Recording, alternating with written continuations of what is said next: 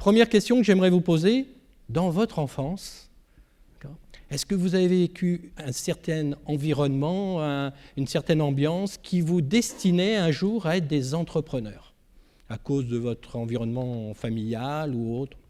On commence par Gaëtan. François, ça va? On lui laisse la parole? Alors moi, quand je suis venu au monde, personne d'entre vous était au monde. On s'entend là-dessus. OK? Je me considère le plus vieux ou le plus jeune, dépendant comment on...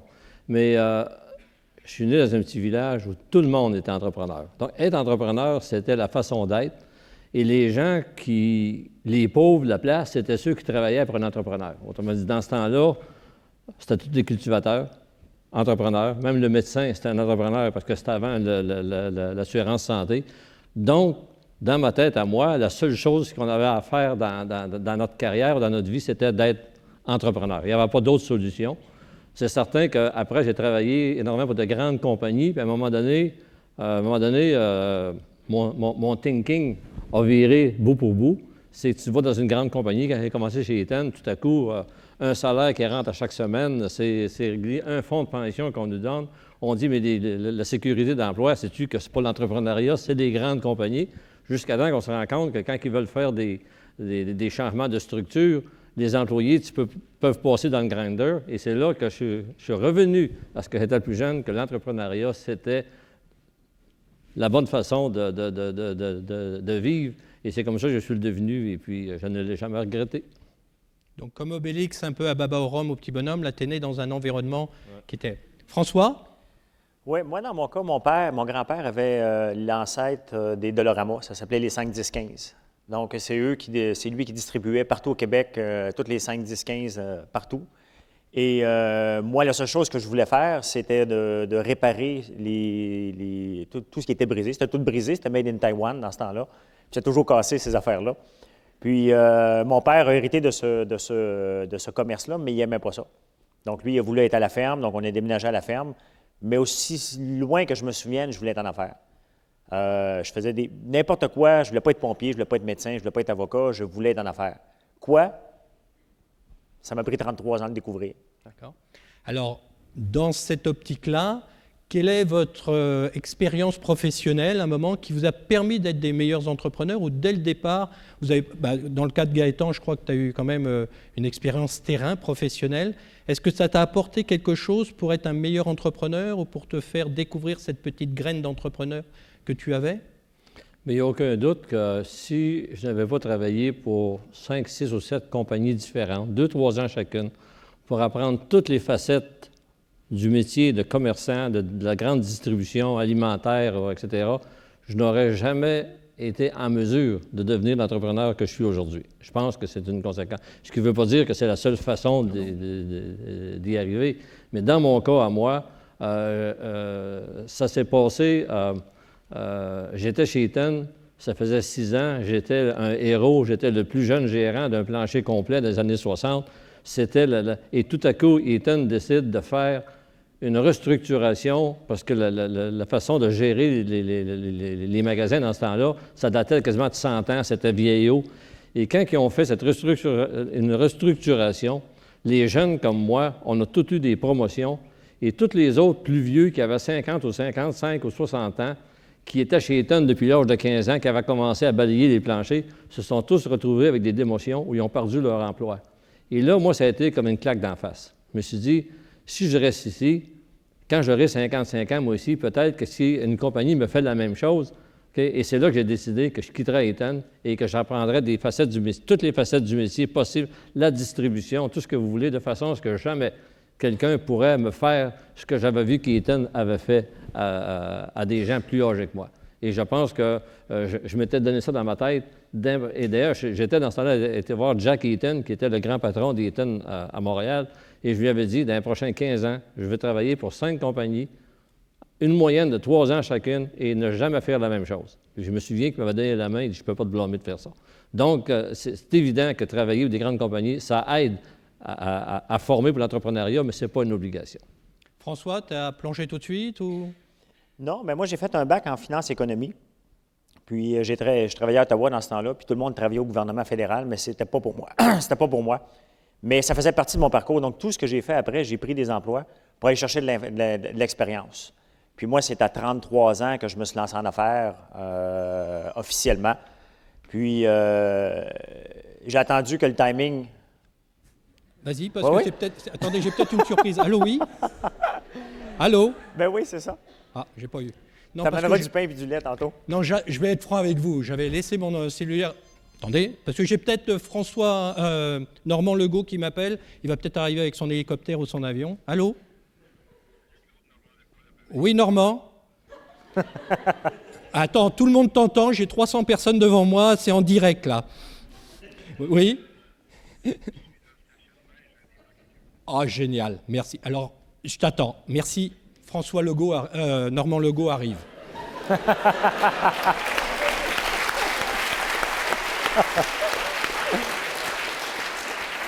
Je vais vous dire, ça fait à peu près 4 nuits que je dors pas, parce que ce soir, je ne savais pas si j'allais avoir un dragon. Hein. Et Normand m'a écrit hier soir à 2-3 heures du matin, parce que je ne dormais pas. Il me dit, je suis en Europe, peut-être je vais essayer d'arriver à l'heure. J'y arrive quand tu veux, et c'est pour ça que j'ai laissé mon cellulaire allumé. Alors, ok, je suis... Hein? Peut-être, je ne sais plus là. Non, mais ça y est, ma soirée est faite. Alors, on continue. Excuse-moi de t'avoir interrompu, non, ça va. C'est une bonne nouvelle. Donc, c'est ça. Tous les emplois que j'ai pris étaient pour me lancer en affaires. Je voulais toujours me lancer en affaires. Donc, j'ai attendu que le timing soit parfait dans mon cas. Donc, ma blonde est enceinte, on vient de s'acheter une maison et j'ai quitté mon emploi qui me payait, dans ce temps-là, presque 300 000 par année. Je l'ai quitté pour me lancer en affaires. Donc, j'ai trouvé que le timing était parfait. Puis, j'ai jamais reculé depuis ce temps-là. Alors, dans cette même optique, on a vu de l'enfance, on voit professionnellement qu'est-ce que vous aviez dans votre bagage, dans votre trousse à outils. Ça a été quoi votre motivation principale à un moment pour se lancer? Il y a plusieurs motivations, c'est ce qu'on essaye d'enseigner dans le cours. Il n'y a pas un type d'entrepreneur, vous allez le voir ce soir. Tous les dragons ont des personnalités vraiment uniques, entre guillemets. Alors, quelle a été la motivation première qui vous a fait devenir des entrepreneurs ou prendre, entre guillemets, ce chemin-là? Moi, je suis un créateur. Autrement dit, les gens m'ont toujours dit que j'ai beaucoup de pif. Et puis, à un moment donné, je me suis dit, tant qu'à avoir du pif, je vais l'avoir pour moi-même, je ne l'aurai pas pour les autres. Et dans le fond, c'est aussi simple que ça. J'avais essayé quand même dans les années 80 de devenir entrepreneur. J'ai dit, écoute, je vais devenir un consultant, je vais commencer. Je suis tellement connu, OK? Et j'ai fait une grave erreur parce que, d'abord, la consultation, c'était pas pour moi. Imaginez être consultant, je veux dire, c'est que je préparais des rapports pour des entreprises, puis il fallait leur donner, et je n'avais aucune autorité à savoir si les résultats du rapport étaient pour être mis en application ou pas. Et c'est là que j'ai fait un retour en arrière, j'ai dit je vais continuer, et j'ai identifié ce que je voulais faire comme entrepreneur, c'était de l'édition de continuité. J'avais vu des gens qui avaient développé nos racines micro-ondes, qui avaient développé... comment ça s'appelait dans Hélène, l'affaire que Becard a faite, là? Hein? La cuisine simplifiée de Sœur Angèle, OK? Et c'était des... OK? Et c'est comme ça, quand je me suis lancé, c'est quand j'étais capable de faire avec Guy Cloutier, Bon Appétit, des fiches cuisine. Alors, j'avais identifié exactement le créneau où je voulais aller. C'était une possibilité, on a trouvé le financement, etc. Et puis, c'est comme ça. Finalement, je pense que la motivation, là, était vraiment de le faire, mais... Il faut être prêt pour le faire, puis il ne faut pas le faire à moitié. C'est ce que j'avais fait quelques années auparavant. C'est la femme quand même de Gaëtan, je veux dire. C'est pas la souffleuse. J'ai oublié le nom, puis j'ai dit comme... Parce que tous les projets que je vous parle, on les a faits ensemble. Voilà. Et comme on dirait chez les rois, derrière un grand homme, il y a toujours une grande femme aussi, entre guillemets. C'est ça? François? Non, chez nous, c'est le contraire. Chez vous, c'est le contraire. Parce qu'elle est un tout petit peu plus grande que toi, c'est ça? François, ta motivation première de te lancer? Bien, la motivation, comme je disais tantôt, je l'ai toujours eue depuis que je suis né. Puis, à un moment donné, dans mon cas, c'était... Le bon terme, c'était l'écœurement. Je n'étais pas fait pour travailler pour quelqu'un.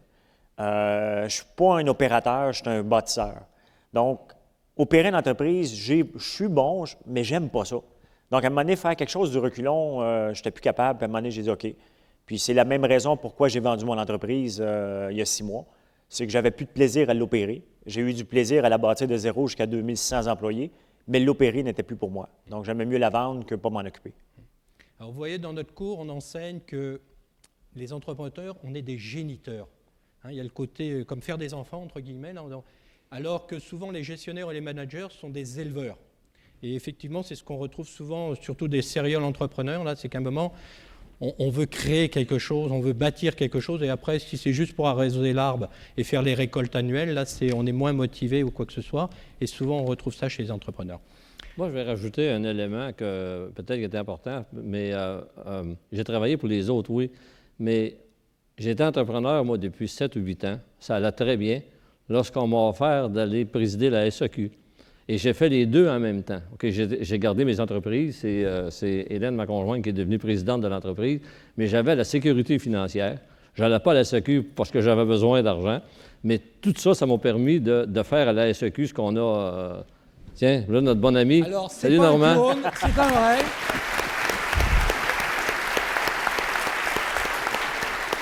Merci, c'est sympa. C'est très sympa. Merci. Bonsoir. Salut, mon grand. Salut, Gaëtan. Ça va? On vient. Alors, il est Alors, Normand Legault, qui est en décalage horaire, si j'ai compris, ou tu arrives en hélicoptère ou parachuté par un... Rien d'aussi spectaculaire. Merci beaucoup, Normand, d'être avec nous ce soir. Et comme je vous avais dit, il y a du monde qui est là pour vous accueillir. Alors, excuse-moi, Gaëtan, je t'ai un petit peu... Non, mais je voulais juste faire la parenthèse que faire le fait que j'avais été entrepreneur pendant 7 ans avant, ça m'a vraiment aidé à dire la SAQ, on va la gérer comme si c'était ma compagnie. Et c'est ça qu'on a fait dans le fond. Je voulais juste rajouter ça. Alors, je vais reposer la question à Normand. Qu'est-ce qui t'a motivé d'être un entrepreneur à un moment? Je ne reprends pas les questions qu'on a posées avant, mais on était à cette question-là. 2 choses. Besoin de liberté et de la difficulté avec l'autorité. Et dès mon adolescence, je savais que je voulais être entrepreneur pour ces raisons-là. J'ai dû, à mon corps défendant, pendant quelques années, avoir des supérieurs, des patrons, que j'ai appréciés, entre autres. Mais il faut croire que j'avais un peu l'âme entrepreneuriale. J'ai mis ma première société sur pied il y a 31 ans. Et ça a pas mal toujours été comme ça par la suite. Alors, on va continuer avec toi, Normand. Est-ce qu'il y a une aptitude particulière que tu as qui te permet de dire ça va être dans mon métier d'entrepreneur, entre guillemets? Est-ce que tu auras une aptitude particulière? Je dirais sans doute la témérité, parce que être entrepreneur, ça demande, oui, le goût d'entreprendre, on en parle souvent. Il faut quand même un certain appétit pour le risque. On est tous passés par là. Je dis souvent que tu n'es pas entrepreneur tant que tu n'as pas connu la peur. La peur de ne pas être capable de rencontrer ton payroll dans 2 semaines ou jeudi prochain. Tu n'es pas entrepreneur tant que tu n'as pas compris qu'un client, c'est quelqu'un qui t'écrit un chèque, puis un fournisseur, c'est quelqu'un à qui tu écris un chèque. Contrairement à des très grosses boîtes, Gaëtan a dirigé des très, très grosses. Dans une petite, c'est un peu comme faire de la soupe à la corde de 1 contre 1. Si tu te retrouves le visage dans la boue, c'est parce que l'autre était plus fort que toi. Tu as beau te compter des peurs que le gazon était mouillé, mais il avait mouillé juste sur ton bord du gazon. Mais tandis que dans une boîte où tu fais de la soupe à la corde à 1000 contre 1000, tu as beau tirer comme un malade, c'est 999 autres, tu ne tires pas. Et ça demande donc un appétit, je crois, pour pardonnez l'anglicisme, l'accountability. Il faut que tu sois capable de vivre avec ça, mais surtout un appétit pour le risque. On dit souvent qu'un entrepreneur, c'est quelqu'un qui se jette du haut d'une falaise puis qui apprend à bâtir un avion en descendant. C'est un peu ça. Et sans mode d'emploi, bien souvent. Bien, c'est ça. C'est là que peut-être tu peux aider l'autre, parce que quelqu'un qui a néanmoins une certaine préparation pour l'entrepreneurship, il arrive peut-être avec un mode d'emploi. Il va peut-être manquer des morceaux pareils, mais je dirais l'appétit pour le risque, certainement. François, après on finira avec Gaëtan. C'est certain, le goût du risque, mais un coup qu'on a décidé qu'on acceptait le risque, c'est la persévérance. Dans mon cas, moi, c'était vraiment la persévérance. Travailler comme un chien sur des projets. Puis, le problème d'être entrepreneur, c'est que souvent, même si j'avais une très grosse entreprise, tu es tout seul. Tu te reviens de bord et tu te dis, ils sont tous partis, puis moi, je suis encore là. Puis, quand même que tu as le goût de pleurer, tu peux pleurer, parce que ça arrive à l'occasion, parce que tu es à bout de souffle, Normand a parlé, le cash. Un des problèmes d'entreprise, au tout début, on était très rentable, mais les clients ne nous ont pas payé pendant 6 mois. La maison est hypothéquée, tout. Puis là, tu dis, je fais quoi? Demain, il faut que je mette la clé dans la porte, puis on a un beau projet dans les mains. Puis tout d'un coup, à force de travailler, on a trouvé une solution, mais la persévérance, parce que, bon, ma première entreprise est une entreprise de logiciels. En plus de la gérer, je programmais aussi. Puis la corne dans le front, là, ça, c'est trop d'heures passées devant l'écran. Donc, dans mon cas, en plus du risque, c'est la persévérance, définitivement. Gaëtan, une aptitude en particulier? Bien, c'est certain que c'est le goût du risque, mais je rajouterais le risque calculé. Et dans ma tête à moi, un risque calculé, c'est toujours avoir un plan B au cas où le plan A ne marche pas. Et ça, je pense, ça a toujours été une très grande importance. Mais dans mon cas à moi, je rajouterais que c'est toujours, je fais attention à la façon de le dire parce que ça ne s'applique pas à tout le monde, mais moi, c'est toujours de suivre son pif. Moi, là, je peux vous dire que tous les projets que j'ai réussi, j'ai suivi mon pif. Et tous les projets où ça a fait de la marde, j'ai pas suivi mon pif. OK? Alors, parce qu'il y en a des projets qui ne marchent pas, veut dire, on s'en vante moins, c'est un fait de la vie, mais l'important, finalement, c'est la moyenne au bâton. Hein? Quand vous frappez pour 800 au bâton, je veux dire, les gens vont se souvenir. Tu sais, je dis souvent que quelqu'un qui ne va jamais au bâton, il n'y a pas de strike-out, mais il ne frappe jamais de circuit non plus. J'ai peut-être fait une coupe de strike-out dans ma carrière, mais j'ai frappé un bon paquet de coups de circuit. Donc, alors ça revient au risque. Comme dirait la publicité de l'Auto-Québec, tous nos gagnants avaient acheté un billet. Parce que si tu n'achètes pas de billet, tu ne peux pas gagner. Hein? D'ailleurs, à l'Auto-Québec, je leur disais tout le temps, cette semaine, j'ai gagné 2 piastres, j'ai rien acheté. Ah, OK. Mais Gaëtan, on ne devient pas riche de cette façon-là non plus.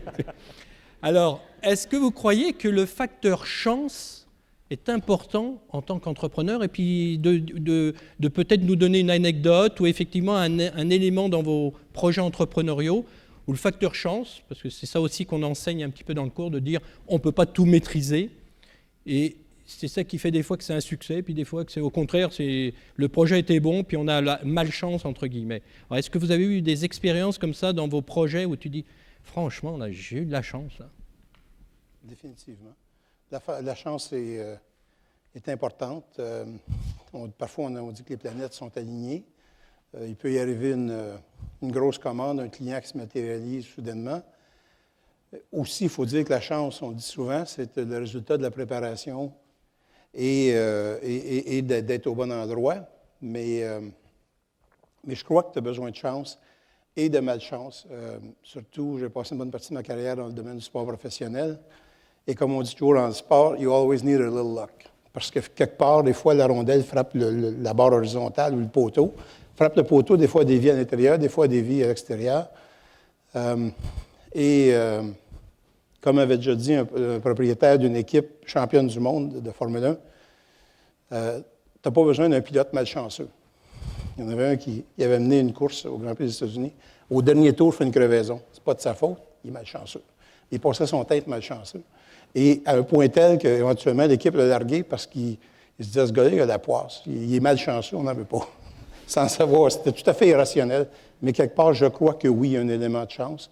Et il y a un élément de malchance parce qu'évidemment, il y a des circonstances aussi. Quand on regarde le climat économique, ce qui est arrivé surtout autour de 2008. Mais Gaëtan, de son expérience, parlait d'un plan B. Bien, des fois, ça aide d'avoir un plan B ou d'avoir à tout le moins une position de repli en cas de situation difficile. Gaëtan, la chance? Bien, le facteur chance est définitivement indispensable. De l'autre côté, on crée sa propre chance. Je pense que tu l'as fait un peu allusion. On a créé sa chance. Et puis, je vous contais tout à l'heure que j'avais identifié les éditions de continuité, c'est-à-dire comme quelque chose qu'on vend 2 $ par semaine pendant 39 semaines et on crée une habitude, on donne quelque chose au début. Je l'avais bien identifié, mais j'avais laissé savoir à tout le monde, c'est ça que je voulais faire. Puis la chance est arrivée un jour que j'ai eu un appel de Guy Cloutier, qui dans ce temps-là avait une émission de télévision Bon Appétit, qui me dit « Gaëtan, je cherche un produit dérivé pour financer mon émission. » Alors de la chance, c'est ça. J'ai dit, ça fait des années que j'attends que quelqu'un me propose ça, je vais te le faire. Et c'est un coup de chance, mais d'un autre côté, j'avais quand même préparé tout ce qu'il y avait en arrière de ça. Mais la chance, ça existe. François? Même position que Gaétan. La chance, on l'a créée. Puis la même chose qui est arrivée avec Gaétan, au point de vue avec Bon Appétit. Moi, j'étais consultant dans une boîte de télécom en informatique et j'ai toujours gardé des bons contacts. Puis c'est important dans la vie qu'on se garde des bons contacts. Ça se peut qu'on n'aime pas quelqu'un. Des fois, c'est peut-être pas obligé de dire non plus, puis de faire attention. Puis on y pense pas des fois, tu sais. Puis moi-même, j'ai pas toujours pensé, mais c'est quelque chose. Quand on crache en l'air, hein? Ça remonte dans... Puis la même chose, à un moment donné, on entend parler qu'ils recherchent un centre d'appel.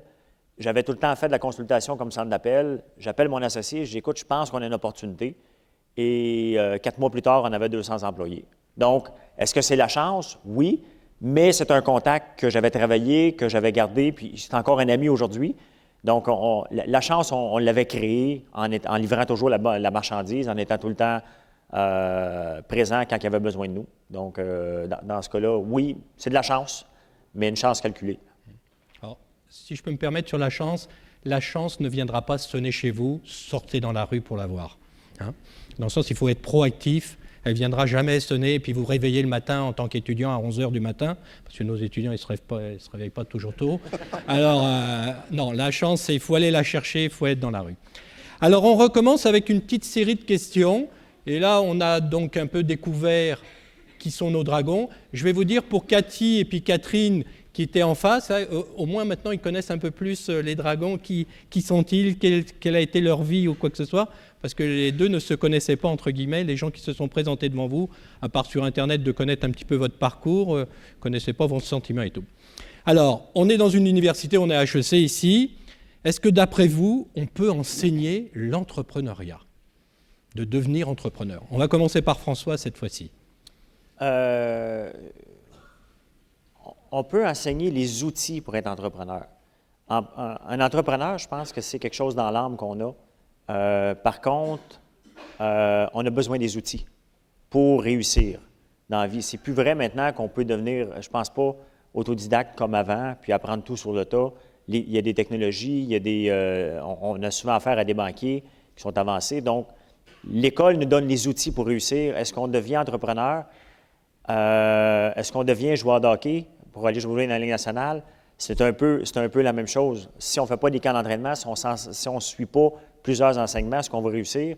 C'est la même chose pour un entrepreneur. Mais après ma barre, Wayne Gretzky était déjà bon au hockey en partant, puis il y a eu les bons cours pour le permettre d'aller plus loin. Alors, François nous parle de hockey parce que ce soir, je crois que son fils s'entraînait, ou l'autre fois, quand je l'ai appelé, il était en train d'acheter déjà les bâtons et je sais quoi, les patins pour son fils. Gaëtan, d'après toi, est-ce qu'on peut enseigner, nous, ici à HEC, comment stimuler un petit peu plus? Ou est-ce que ça s'enseigne, l'entrepreneuriat? Je ne suis pas sûr, mais je vais donner un exemple. Je ne vais pas dire, mais je suis en train d'écrire ma biographie. Okay? Elle est comme... Bon, la plug. Ça sort au Salon du Livre dès le mois de novembre. Non. Et Gaëtan va autographier. Mais comme j'ai travaillé pour Steinberg, hier, je faisais une recherche sur Steinberg, sur Sam Steinberg, qui était décédé quelques années avant que j'arrive là. Mais quand même, j'avais pu voir ce qu'il avait fait comme entrepreneur. Et je suis tombé sur une entrevue faite par l'Office national du film en 1974, de plusieurs heures, avec Sam Steinberg. Et ce qui ressortait de lui, c'était que tout le monde lui avait dit qu'il n'avait rien pour être un entrepreneur. Il était un gros zéro. Tout le monde lui avait dit ça. Et ça a été, je dirais, un des grands entrepreneurs du Québec qui a réinventé le supermarché. Donc, c'est très difficile de savoir à l'avance si un tel, OK, mais je pense que François l'a bien défini, on peut donner ou emmener des outils pour l'aider, mais quelqu'un l'a ou ne l'a pas, et ça ne s'enseigne pas nécessairement. Normand? D'abord, pour revenir sur la biographie, achetez-la. Parce que Gaëtan, on se connaît depuis longtemps, a eu une vie tellement fascinante, ça va être un page-turner, comme on dit, ça va être plein, je vous le garantis. Mais je rejoins un peu Gaëtan à savoir, puis François, il y a un bout qui est inné.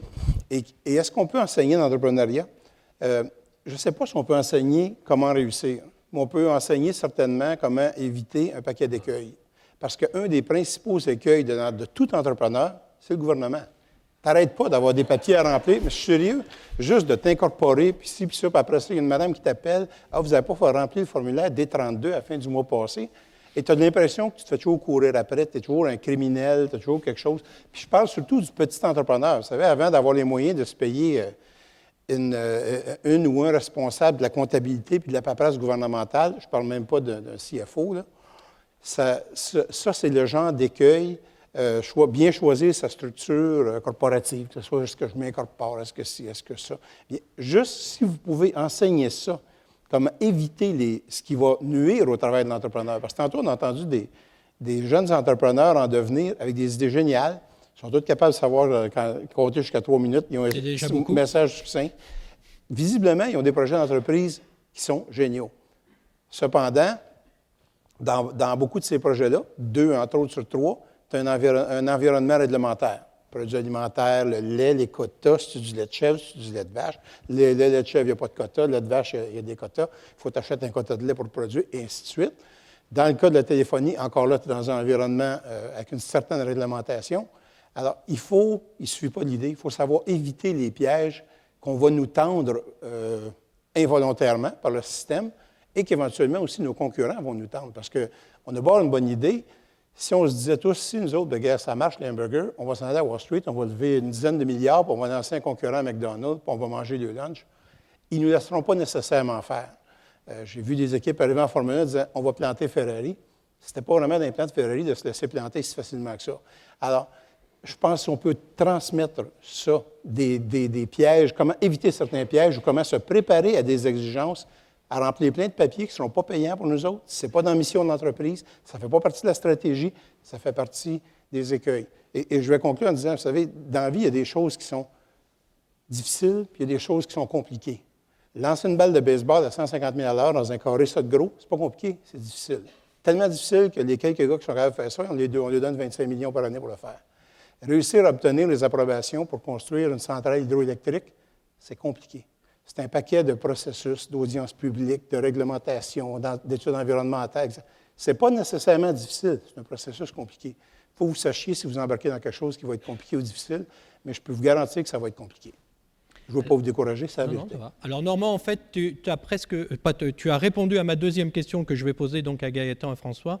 Qu'est-ce qu'on devrait enseigner à nos étudiants? Comme outil, vous parliez d'outils. Alors, je crois que Normand en a parlé, là, un type d'outils, des écueils. Qu'est-ce qu'on pourrait leur enseigner d'autre, d'après vous? Si déjà, on ne peut pas trop enseigner, mais je vais perdre ma job, moi, sans ça à HEC, si je n'ai plus rien enseigné. Alors, c'est pour ça que je vous pose la question. Hein? Mais je pense qu'une des choses qu'on peut enseigner, j'ai déjà une conjointe qui est infirmière, puis elle l'a su, bon, ça fait 15 ans de ça, puis elle l'a su à la fin de son cours qu'elle était pour travailler de nuit, probablement le restant de sa vie. Ils ne l'ont pas dit dans le cours, dans ce temps-là. Être entrepreneur, c'est compliqué. C'est pas facile. L'argent ne court pas. Il y a des concurrents qui veulent nous tirer dans les pieds continuellement. Je pense qu'une des choses qu'on doit enseigner, c'est essayer de voir la vraie vie, comment ça va se passer, parce que c'est beau le côté académique, mais aussi, il faut aller voir de l'autre côté de la clôture. Un coup qu'on maîtrise l'académie, qu'est-ce qui va se passer? Parce que souvent, tout ce qu'on apprend à l'école, puis je fais attention, mais pas tout ce qu'on a appris, mais de l'autre côté, on dit « Oh boy, OK, ça m'a aidé, mais ça, c'est pas du tout comme j'ai appris. » Donc, je pense qu'aller voir avec des cas réels, comme les entrepreneurs qui viennent jaser, comme on jase ce soir, ça donne quand même quelques exemples, mais aller voir de l'autre côté, je pense que ça pourrait certainement aider. Gaëtan, qu'est-ce qu'on devrait enseigner? Tu sais, dans l'œil du dragon, on a vu en 8 jours 88 entrepreneurs, 11 par jour pendant 8 jours. Et ce qui est ressorti de ça, c'était qu'il y en a du monde créatif au Québec, c'est incroyable. Ils ne savent pas compter. OK? Ils ne savent pas compter. Bon.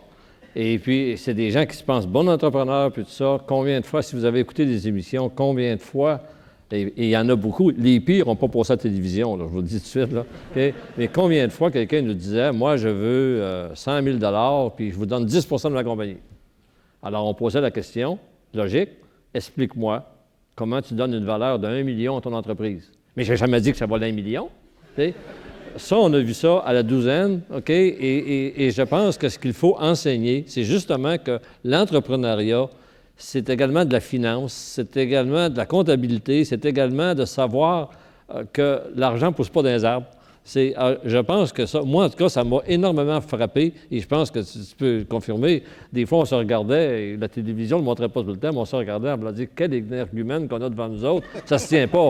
OK? Un exemple de quelqu'un qui avait inventé des moineaux de badminton, là, il les mettait à l'envers pour faire un tee de golf.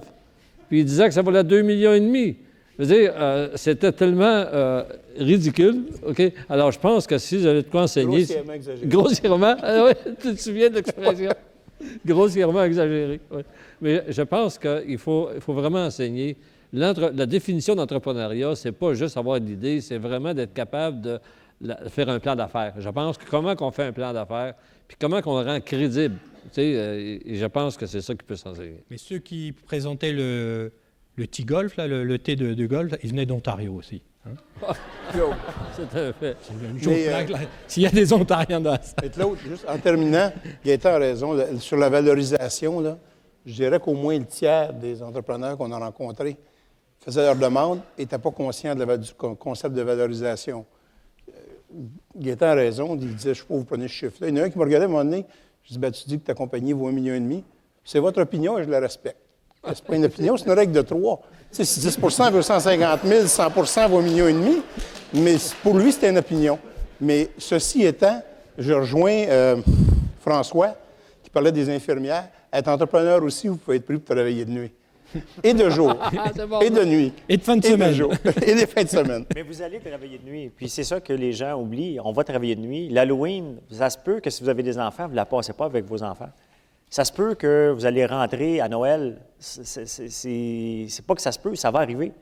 Puis Robert Herjavec, un des dragons, disait à un moment donné, si vous pensez, c'est important la famille, mais malheureusement, l'entreprise agruge tout notre temps. Puis quand même qu'on ne veut pas la laisser tomber, la famille, l'entreprise non plus. Donc, tu es toujours déchiré pas quand ça va bien, quand tu as un cas à régler qui peut être un bon problème ou un mauvais problème, ça se peut que la famille soit laissée de côté. Et ça va arriver. Donc, ça prend soit un couple fort ou être célibataire. Et être entrepreneur, tu es toujours le dernier payé dans la compagnie, surtout au début. En fait, je pense que, Claude, honnêtement, je vois une chose à enseigner, c'est comment se casser la gueule. Okay? C'est bête à dire, là, mais un entrepreneur qui ne s'est pas cassé la gueule au moins une fois, il lui manque quelque chose. OK? Et nous, d'édition, on a fait, écoutez, on a fait Bon Appétit. Ça a été le plus grand succès d'édition de continuité qu'il y avait jamais eu au Québec. Après ça, on a sorti le livre des fermières, Qu'est-ce qu'on mange, volume 3, le volume bleu, ceux qui l'ont. On a vendu 300 000 copies. Écoute, ça n'a pas de bon sens. On s'est pensé invincible. On a sorti après La soupe est servie. Puis on a perdu, je ne vous dirai pas combien, mais à 3, on a perdu pas mal d'argent. Ce que je veux dire, c'est qu'à un moment donné, on se pense invincible. Et ça, je pense qu'il faut vraiment être capable d'enseigner le fait que se casser la gueule, ça peut avoir du bon parce que ça vous ramène dans le bon chemin. Et bien, tu penses que ta recette. Je pense que ta recette, tu ne l'as pas. Et bien souvent, on apprend beaucoup plus de ces échecs que de succès qu'on ne maîtrise pas et on ne sait même pas pourquoi des fois on réussit. Et c'est là qu'on croit qu'on peut marcher sur l'eau, mais à un moment on coule aussi. Mais pour apprendre de ces échecs, Claude, ce qui est important, c'est de ne pas mourir avec son échec. Moi, j'ai ouvert 8 centres d'appel, 8 bureaux, puis il y en a un qu'on a ouvert. On a mis 750 000 dedans, à Bathurst. On pensait qu'on avait la place. On a fait ça extrêmement beau. On a mis le paquet, puis on l'a fermé 2 mois après parce qu'on n'était pas capable de recruter personne. Au lieu de mourir à continuer à maintenir ce beau bureau-là, on a mis la clé dedans, puis on a dit, écoute, c'était une erreur. On a pensé justement qu'on était invincible. C'était notre 4e qu'on ouvrait à succès. Puis le 5e était un flop total, mais après 2 mois, on a accepté de perdre autant d'argent, puis continuer. C'est ça. Sachez prendre votre perte puis faire d'autres choses. Aussi. Alors, on sait qu'au Québec, on n'est pas une des provinces les plus entreprenantes par nature, d'accord ? Il y a eu des résultats de recherche qui sont sortis un petit peu au Québec avec la Fondation d'entrepreneurship.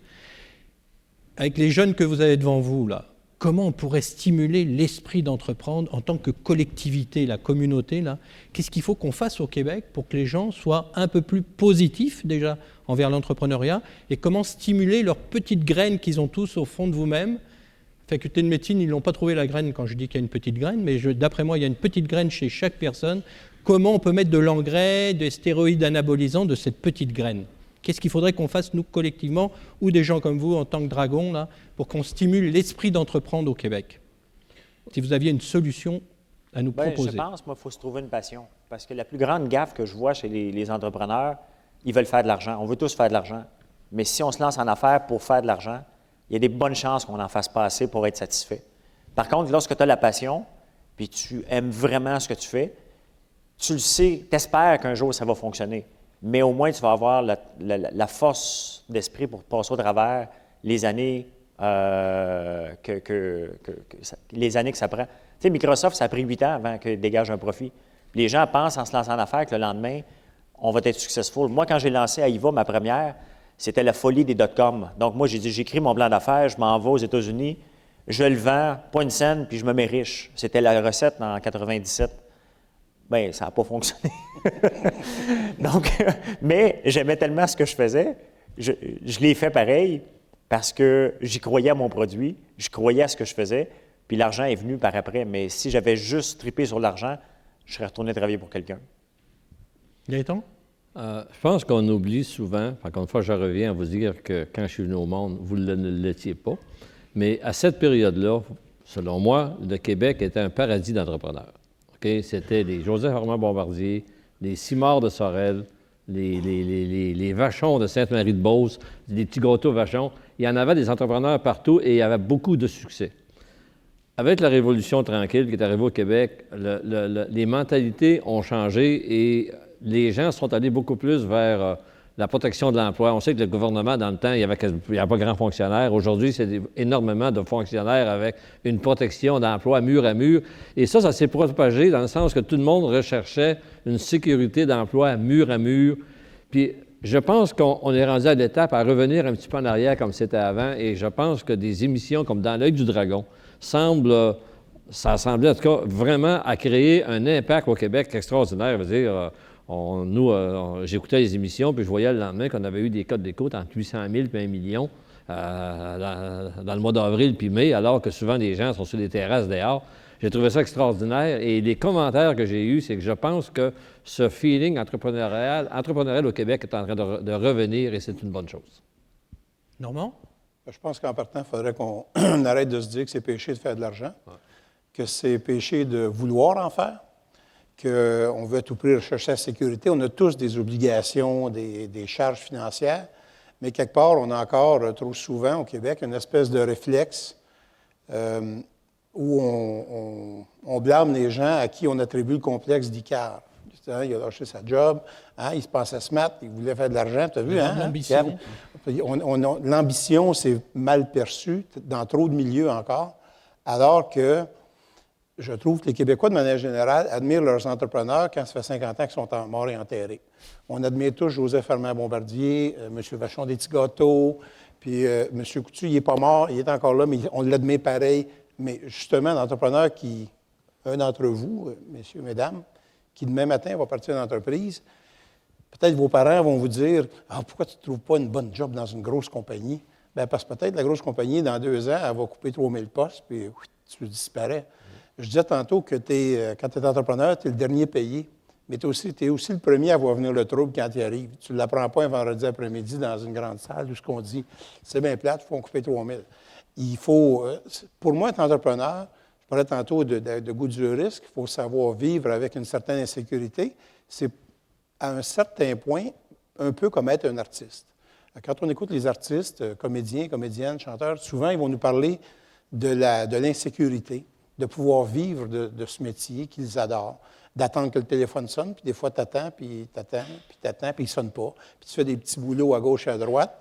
L'entrepreneurship, c'est un peu ça aussi.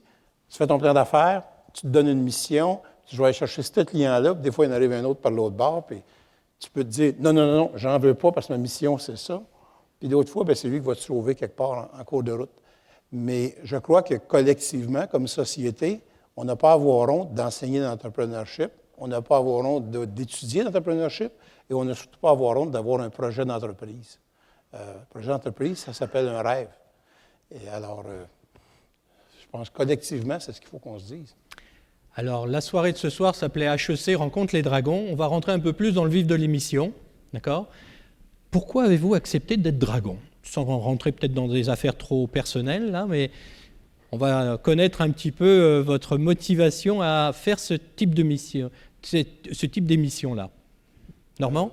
Moi, peut-être, ça rejoint ce que je disais il y a quelques minutes, peut-être bien modestement pour faire un peu œuvre de pédagogie, donner le goût à des Québécois de s'investir dans un projet d'entreprise et de lancer quelque chose. Puis si ça ne marche pas, dans 2 ans, il sera tout autant se trouver un job.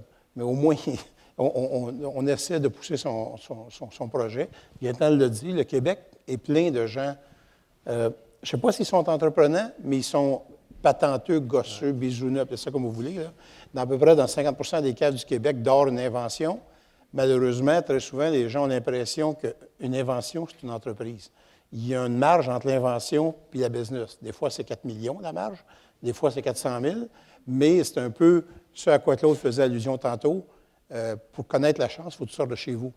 Bien, c'est un peu la même chose. Tu as beau avoir une meilleure fendeuse à bûche ou un meilleur pilulier ou un meilleur quelque chose, il faut que tu en fasses une business. Puis le côté entreprise, bien, c'est des comptes à recevoir, des comptes à payer, du personnel, une usine, des machines à extrusion de plastique et ainsi de suite. Gaétan, tu t'es lancé dans cette aventure? Bien, honnêtement, moi, je pense que des 5 dragons, j'étais le seul qui ne connaissait pas l'émission Dragon's Den. C'était curieux, mais ça a commencé, je pense, au mois d'octobre l'an dernier. Je reçois un courriel me demandant si j'accepterais qu'on mette mon nom comme étant un dragon potentiel. J'ai pensé que c'était un spam. OK? Alors, je l'ai. OK? Je l'ai tout simplement délité. Puis quelques jours plus tard, je n'avais pas répondu. J'ai un appel téléphonique. On me dit, écoutez, je ne sais pas de quoi vous parlez. Et là, on m'a expliqué qu'il y avait une émission. Fait que j'ai dit, écoutez, attendez un peu. Alors, ce que j'ai fait d'une fin de semaine, puis j'ai passé la fin de semaine au complet sur Internet à écouter des émissions de Dragon's Den. J'ai dû en écouter quelque part entre 25 et 30, 1 heure chacune. OK? Et je tombais en amour avec le concept. OK? Je n'aimais pas nécessairement le côté baveux qu'ils avaient à Dragon's Den. OK? Et c'est pour ça que quand on m'a passé une audition, on m'a demandé, je me souviens qu'on m'a demandé quel genre de dragon tu veux être, comme Kevin O'Leary, comme, tu sais, j'ai dit absolument pas, je veux être Gaétan Frigon, point à la ligne, puis si vous voulez pas ça, bien prenez-moi pas. Alors, c'est dans ce sens-là que je suis devenu un dragon, et le restant, c'est vraiment, comme Normand disait, c'était de faire un peu, pas de l'enseignement, mais aider des gens, parce qu'il ne faut pas oublier que quelqu'un qui passe au dragon, là, il y a une publicité de quasiment jusqu'à 20 minutes à la télévision en direct. Essayez d'acheter ça avec 800 000 téléspectateurs qui écoutent. Pendant 20 minutes, vous montrez votre produit. C'est exceptionnel, OK? Alors, je pense que juste ça, quand on met tout ça ensemble, c'est un peu ça qui m'a emmené. C'est le fait que j'ai adoré cette émission-là, mais je ne la connaissais pas avant. François? Moi, contrairement à Gaétan, j'ai été un fan de l'émission depuis le jour 1. J'écoutais même ceux de la BBC sur Internet en Angleterre. Mais bon, je suis plus jeune qu'eux. Donc, au début, moi, lorsque j'écoutais cette émission-là, je l'écoutais, puis je me disais, qu'est-ce que je pourrais bien aller leur présenter? J'étais quand même en affaires, mais je me disais, me semble, tu sais, profiter de la publicité gratuite, j'aimerais ça. Puis quelques années plus tard, je me suis dit, non, je ne peux pas les présenter. Moi, je veux être un dragon. C'est ça que j'aime faire. J'aime faire de l'investissement. Puis, mais pour faire ça, il faut être libre de notre temps. Et j'attendais d'être libéré de mon entreprise, puis le projet est arrivé entre-temps parce que les entrepreneurs qu'on va dire oui à la télévision, bien, il faut travailler avec eux après. Ils s'attendent à ce qu'on travaille avec eux et ça prend du temps. Si on est pris au jour le jour dans une entreprise, c'est presque pas possible. Donc, j'avais la liberté et c'était le défi. Puis, bon, je suis jeune entrepreneur, mais j'ai réussi. Puis, je me suis dit, si je peux en inspirer d'autres, tant mieux. Mais c'était le défi pour avoir du plaisir. Alors, pour vous mettre dans le contexte de l'émission, les dragons ne connaissaient absolument rien de chaque projet qui leur était présenté. C'est-à-dire, quand les gens descendaient les escaliers, on va le voir tout à l'heure, on va faire une petite présentation de ça, ils ne savaient pas, ils voyaient les gens pour la première fois, ils n'avaient pas reçu le sujet avant, ils ne pouvaient pas avoir analysé ou quoi. Alors, qu'est-ce que vous attendiez? Quel était l'élément, quand il y avait une présentation là, qui vous accrochait? Qu'est-ce que vous attendiez que vous dise un porteur de projet là, qui vous accrochait? Commence par toi, Normand. Ben moi, le premier élément, c'était l'entrepreneur. Parce qu'il faut que tu aies... Évidemment, on est dans un rôle d'investisseur et non pas de juge. tu te demandes, est-ce que je suis prêt à miser 50, 100 000, 200 000, 250 000 sur cette personne-là? Il faut que tu sentes qu'il pourrait y avoir un fit avec la personne. Et moi, c'est certainement le premier élément qui m'accroche. Ensuite, bon, bien évidemment, le projet, mais le projet, le niveau de préparation. Mais vous savez, le niveau de préparation, là, dans la vraie vie, au Dragon, quand même, quand les gens arrivent avec un plan d'affaires ça d'épais, on n'a pas le temps de le regarder. On va très rapidement sur le bilan, si l'entreprise est existante, bilan PNL, puis les états financiers, bref, et les projections. L'autre élément, c'est que très rapidement aussi, on se rend compte en discutant avec l'entrepreneur, quand c'est pas lui ou elle qui a préparé le plan d'affaires, parce qu'il y en a qui ont fait appel à un professionnel de préparation de plan d'affaires, ce qui n'est pas une mauvaise chose en soi, mais ils ne le possèdent pas. C'est-à-dire qu'ils ne connaissent pas, ils ne comprennent pas les données qu'il y a dedans. Alors là, c'est évident que tu juges ton entrepreneur. Ça ne veut pas dire que l'idée n'est pas bonne, ça ne veut pas dire que la personne n'est pas capable de bien faire, mais c'est un ensemble de facteurs. Pour moi, personnellement, la personne et la personnalité est importante. Gaëtan? Moi, c'est curieux, mais mon jugement sur le projet, l'individu commençait dans les 30 secondes que le gars prenait à descendre le grand escalier avant même qu'il dise un mot. Et quand il était rendu à commencer à nous parler, j'avais déjà 50 de ma décision de prise. Est-ce qu'en le regardant, il a l'air de quelqu'un qui a confiance en lui? Autrement dit, là, je me portais déjà un jugement. Et par la suite, c'était 25 sur l'individu et 25 sur le projet. Ce qui veut dire, quand tu mets tout ça ensemble, c'est 75 sur l'individu, sa qualité, sa façon d'agir, puis 25 sur le projet. Il y a toujours moyen de faire marcher un projet s'il y a du bon sens, mais ça dépend de l'individu qui est en arrière de tout ça. D'où l'expression, vous savez, on n'a que 20 secondes pour faire une bonne impression. Ouais. Toi, c'était un 25-30 secondes, il te fallait un petit peu plus de temps. C'est tout? Oui. François. Louis. Ben non, mais excuse-moi, je regardais pas. Alors, je vous présente Louis Laverdière. Tu es en retard, comme d'habitude.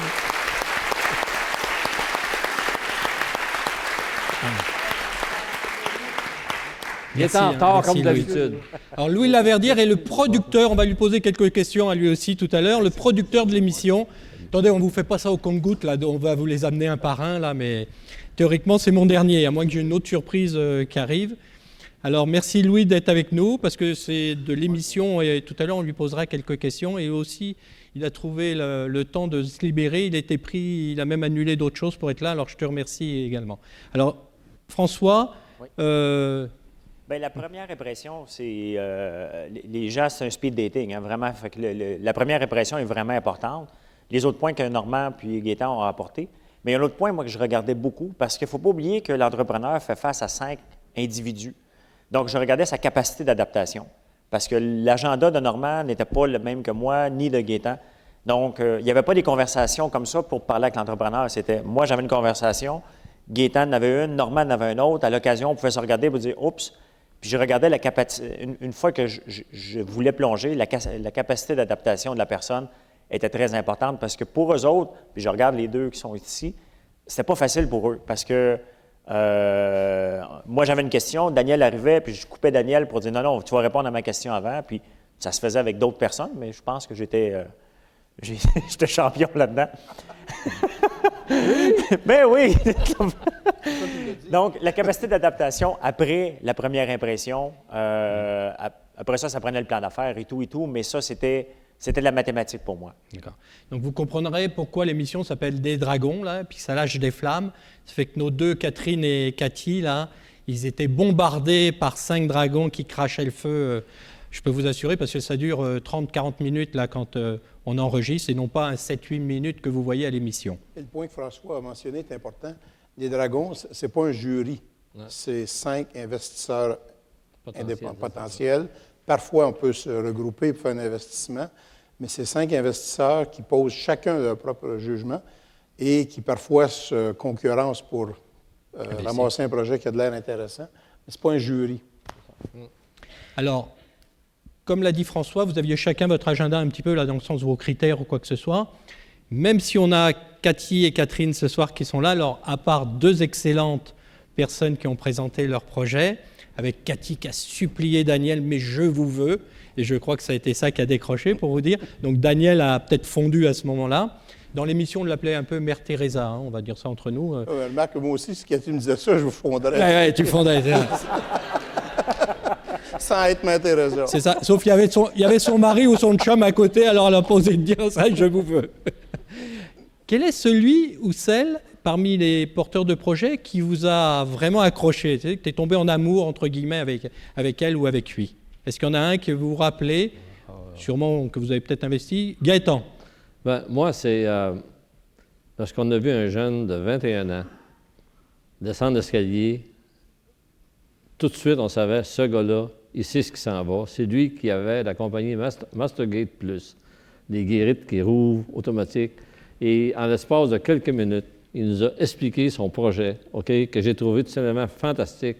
Et c'est Daniel et moi qu'on a investi là-dedans. Et je pense qu'il a tellement fait une bonne impression que lorsqu'on a commencé à négocier c'est le premier avec qui on a commencé à négocier pour investir notre argent, parce que c'est un bon investissement, il avait tellement fait une belle job, il y avait tellement eu de publicité qu'il n'avait plus besoin de notre argent. Il nous a dit que j'ai plus besoin de vous autres, puis il s'est retiré, puis il a parti sa compagnie toute seule. Mais ce que je veux dire, c'était vraiment, selon moi, là, il s'appelait Raphaël, je pense. Non, Raphaël, c'est le gars de Saint-Hyacinthe. Oui. Mais, Alexandre. Alexandre. Oui, c'est ça, Alexandre. Et malheureusement, il venait de l'université de Sherbrooke. Ouais. Mais on a quand même des gens mais d'HEC dans qui ont mon aussi... esprit, à moi, là, c'était vraiment là, lui qui... Parce que son âge, il se tenait bien droit et il avait la bonne réponse à tout. Il avait un brevet, il avait son plan d'affaires. Autrement dit, on avait toujours les mêmes questions. Quelqu'un peut avoir le plus beau projet, mais s'il l'a jamais breveté, écoute, là, le demain matin, tout le monde peut le copier, c'est bon rien. Il avait son brevet, il avait toutes les réponses possibles et imaginables, il les avait. Puis juste 21 ans, parce que moi, je lève mon chapeau. Et puis ça, c'est un investissement qu'on aurait voulu faire, mais il n'y a plus besoin de nous autres. François? Il y a ça que j'ai fait. J'ai bien aimé Bio-Éternel, puis c'est une fille avec qui je travaille beaucoup, Sophie Généreux. L'investissement n'est pas terminé, mais on est en processus. Mais il y en a un vraiment, puis c'est bien que Catherine soit là. Parce que, tu sais, on en voit plusieurs par jour, puis à un moment donné, on est peut-être fatigué, puis on en laisse passer un, tu sais. Mais Catherine, c'en est un cas, puis elle ne le sait pas. Quand j'ai écouté l'émission, le monde m'a appelé après, il a dit « François, comment ça se fait, tu n'as pas investi? » Puis même moi, je le regardais, puis je trouvais qu'elle avait fait une belle présentation. Elle savait où est-ce qu'elle s'en allait, puis je me disais « Non, j'ai dû dormir parce que je l'ai complètement raté. » Je ne sais pas comment elle s'est glissée, mais je n'ai pas fait d'offre, je n'ai pas fait de surenchère, je me suis retiré tout de suite.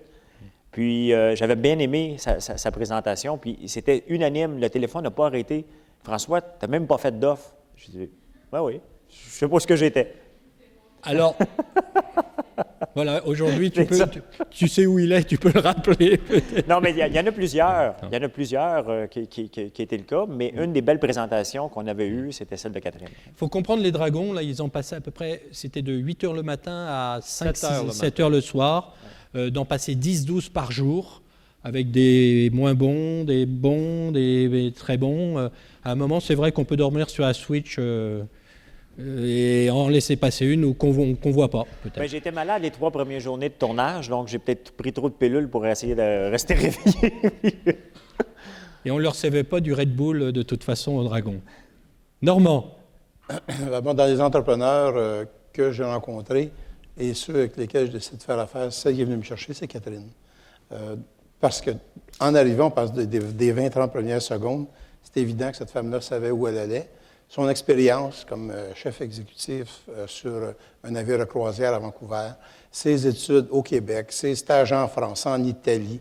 Et il y avait évidemment ces fameuses meringues, là, c'était écœurant, qu'elle nous a fait goûter. Parce que je veux dire qu'on nous demande toujours de goûter les produits, mais évidemment, le tournage, comme Gaëtan mentionnait, se déroule de 7 h le matin à 7 h le soir.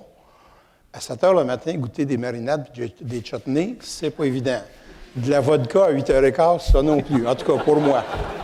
Ça n'a même pas la bonne vodka. Ça n'a même pas la bonne. Mais, et évidemment, pour les fins de l'émission, c'est toujours le soir. Bonsoir les dragons. Même quand il est 7 h 15, maintenant, on a supplié Louis Chico de nous laisser faire les marinades et les chutneys le matin. Hein.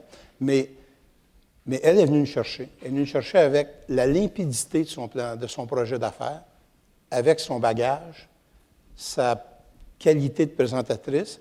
Et moi, dans mon cas, pardonnez l'artiste, le clincher, l'élément déclencheur, c'est le fait que Catherine fait travailler des femmes dysphasiques et qui ont un léger handicap et moi, c'est venu me chercher parce que je me dis, pourquoi ce monde-là n'a pas le droit de travailler eux autres aussi?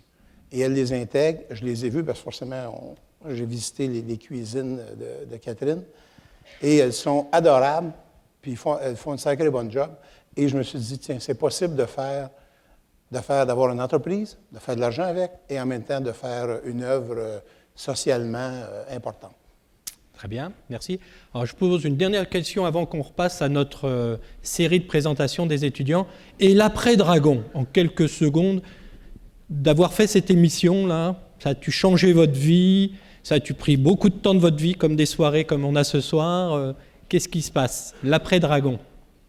Bien, je pense que François en a parlé tantôt, puis il y a touché un point extrêmement important, c'est que faire l'émission, c'est intense, là, ça se passe une période très intense, mais ce qui prend quand même beaucoup de temps, d'investissement de notre temps, c'est l'après, auprès juste des entreprises avec lesquelles on a accepté de faire un deal, parce qu'ensuite, on rentre dans des processus de vérification diligente avec c'est KPMG qui fait la vérification diligente de tous nos deals, tout comme ceux de Dragon's Den, donc ils ont déjà plusieurs années d'expérience.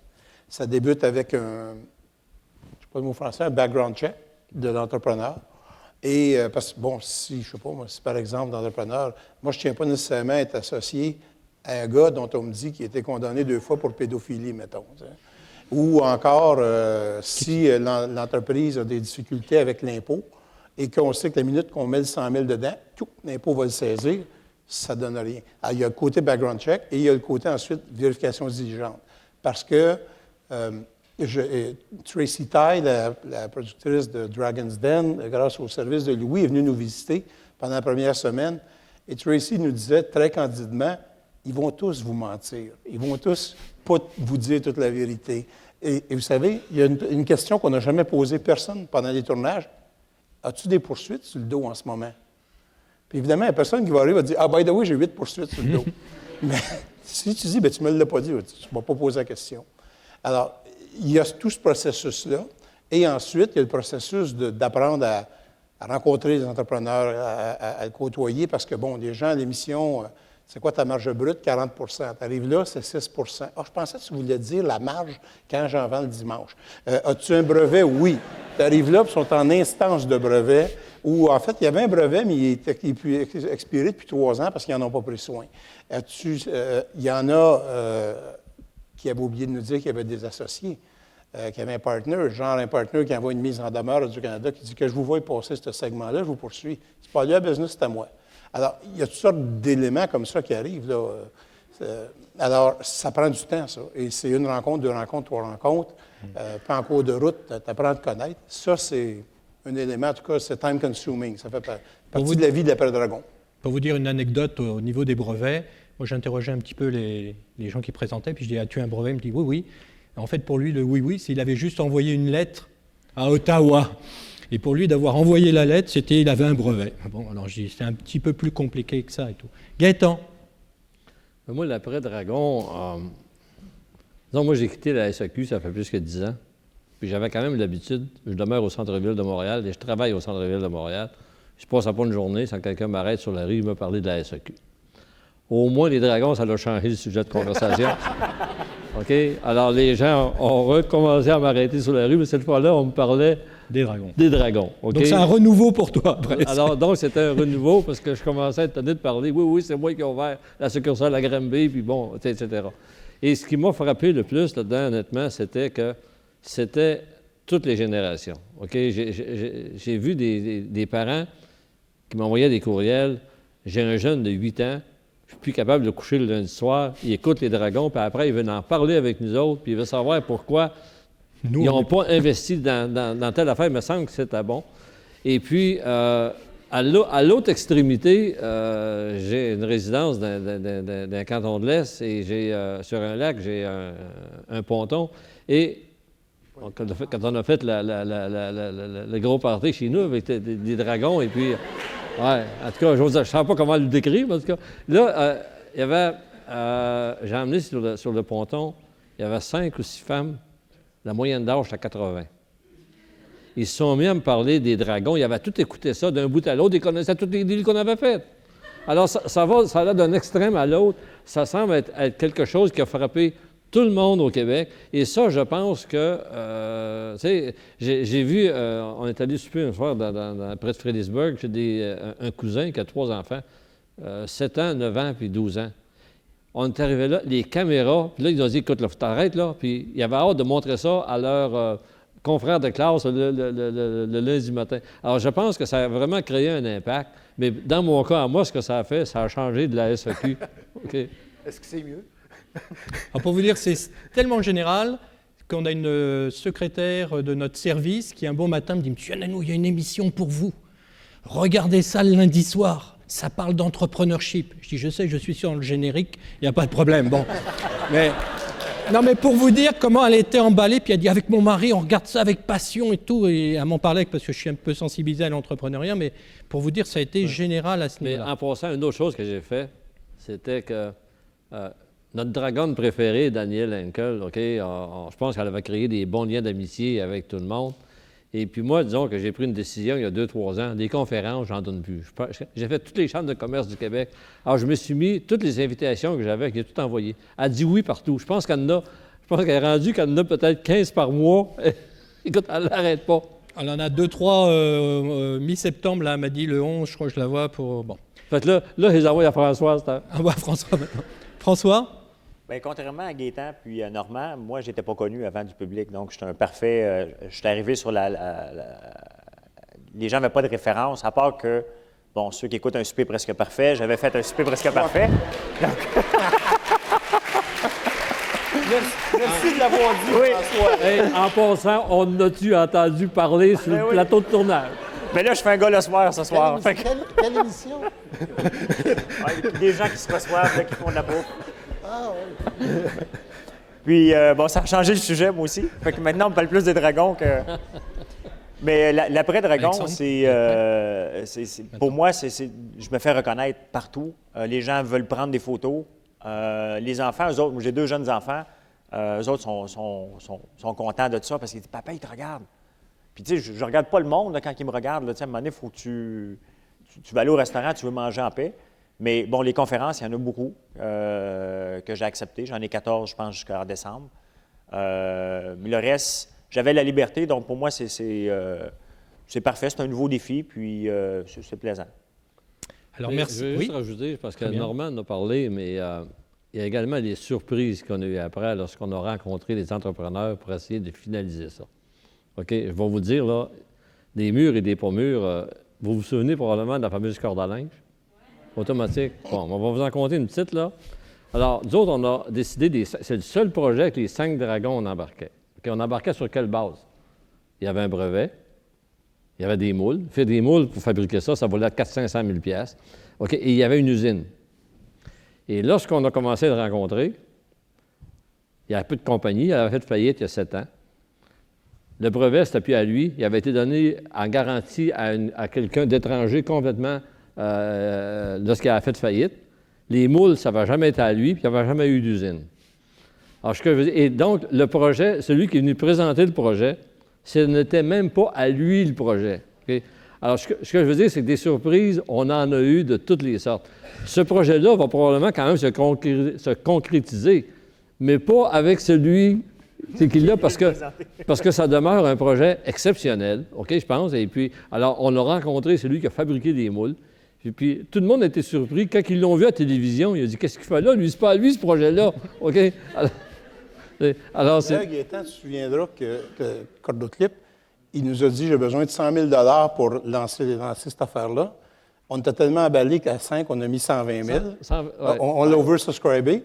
On a mis 120. Au premier meeting, on a découvert que ça prenait 2,3 millions.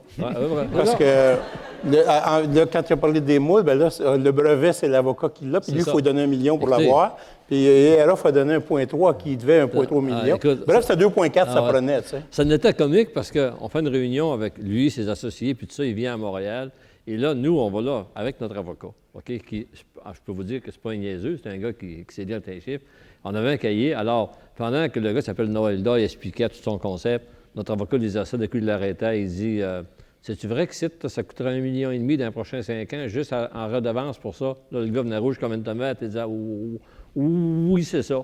Puis là, il continuait à parler, l'avocat continuait à lire tout ça, tu sais. Puis finalement, c'était rendu à 2,3 millions. Fait que, évident, écoutez, on a dit, on n'a quand même pas des... Tu sais, on a peut-être des dragons. Un dragon n'est pas nécessairement un niaiseux, là, tu sais. Mais tu parles de l'après-dragon. Quand les gens sont gênés de venir me reconnaître, première chose qu'ils viennent me voir, « Hey, Cordoclip, ça sort quand? » Moi, quand les gens, je vois, là, je dis, OK, bon, il est gêné, venez me dire, je t'ai reconnu de l'émission. Donc, il me tape et il dit, « Hey, Cordoclip, ça sort quand? » Vous voulez savoir quand il sort? Oui, On le lance officiellement au Festival Western de Saint-Tite en fin de semaine. c'est ça qui est la date.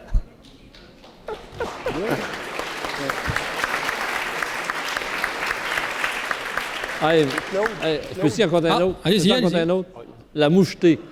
Vous souvenez-vous du gars, là, handicapé, OK, qui avait perdu un bras, il avait tombé de son toit, là?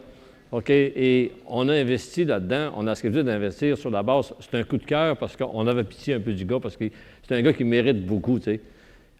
Daniel et moi, on s'est rendus à Saint-Fulgence, au Saguenay, et il est dans un rang. Son fumoir, c'est un ancien frigidaire de 1943 qui a converti.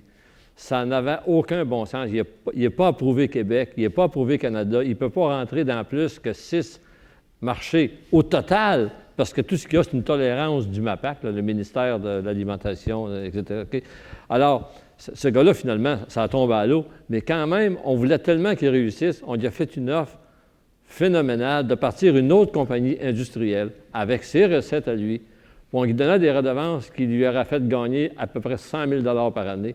Et il a dit non parce que, en fait, c'est plus sa mère qui ne voulait pas perdre de contrôle sur son fils parce qu'elle le protège beaucoup. Alors, c'est tombé à l'eau, malheureusement, mais ce que je veux dire, c'est que ça, on découvre ça après. OK? Alors, je vous donne 2 exemples, OK? Puis il y en a d'autres, mais on va arrêter là.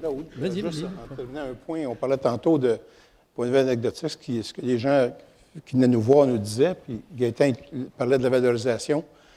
Il y avait les 3 thèmes récurrents qu'à un moment donné, on disait « parlez-nous-en plus ». C'est tout, si 1 du monde en achète, on va faire tant de millions. D'abord, il y a 7,5 millions de maisons au Canada. Si 1 en achète, je vais en vendre 75 000 à 100 000 chaque. Pourquoi 1 n'achèterait? Bien, 1 pourquoi pas 2? Pourquoi pas 2 ou un demi? Ça, c'est 1 du monde n'achète. Deuxièmement... Une chose qui te disait même du Canada, parce que des fois, j'ai des projets, on me dit mondial, il y a 7 milliards de population, 1 Voilà. Le deuxième élément qu'on entendait très souvent, c'est Walmart. Ça va être listé chez Walmart. OK? Mais pourquoi ça sera listé chez Walmart? 2, es-tu capable de le lister? Il y a des listing fees. Puis le troisième, c'est que ça va se vendre grâce aux médias sociaux. Ça a l'air que tout le monde qui est sur les médias sociaux achète tout ce qui est sur les médias sociaux. Alors, mais c'est parce qu'au bout de la ligne, les médias sociaux, c'est une espèce de great equalizer. Là. Si tout le monde est dessus, ben, le noise level augmente. Puis là, ben, mais il y a une espèce de pensée magique parfois chez certains entrepreneurs que Walmart va commander les médias sociaux, puis ça va être 1 je suis correct, je suis millionnaire. Et ça va se vendre comme des petits pains chauds. Et ça va se vendre comme des petits pains chauds.